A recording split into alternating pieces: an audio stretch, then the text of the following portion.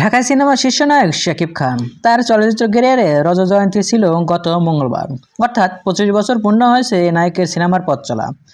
ক্যারিয়ারে রজতজয়ন্তীতে শাকিবের শুভেচ্ছা জানিয়েছেন তার ভক্তরা। সেই তালিকা থেকে বাদ যাননি নায়িকা অপু বিশ্বাসও। ভক্ত অনুরাগীদের মতো শাকিবকে শুভেচ্ছা জানিয়েছেন তিনি নিজেও। তবে শুভেচ্ছা বার্তা নিজেকে শাকিবের স্ত্রী বলে দাবি করেছেন এই নায়িকা। বছরখানেক আগে বিচ্ছেদের পথে হেঁটেছেন শাকিব অপু দম্পতি। তবুও প্রাক্তন স্বামীর ক্যারিয়ারে রজতজয়ন্তীতে একটু ভিন্নভাবে শুভেচ্ছা জানাতে দেখা গেল এই নায়িকাকে। মঙ্গলবার রাতে শাকিবকে অভিনন্দন জানিয়ে সামাজিক যোগাযোগ মাধ্যমে একটি পোস্ট শেয়ার করেন অপু। ওই পোস্টে দেখা যায় শাকিবের ক্যারিয়ারে রজতজয়ন্তী উপলক্ষে দেশের একটি সংবাদপত্রে বিশেষ কিছু প্রতিবেদন প্রকাশ করা হয়। সেই সংবাদপত্রের স্ক্রিনশট শেয়ার করে এই অভিনেত্রী।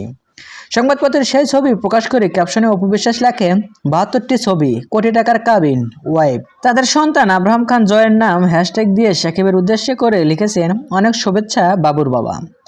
শুভেচ্ছা বার্তায় সরাসরি নিজেকে শাকিবের ওয়াইফ বলে দাবি করেছেন অপু।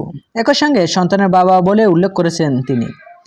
যদিও শাকিবের বিশেষ দিনে অপু বিশ্বাসের মতো কোনো পোস্ট বা শুভেচ্ছা বার্তা দিতে দেখা যায়নি নায়কের আরেক সন্তান শেহজাদ খান বীরের মা চিত্রনায়িকা শবনম বুবলীকে।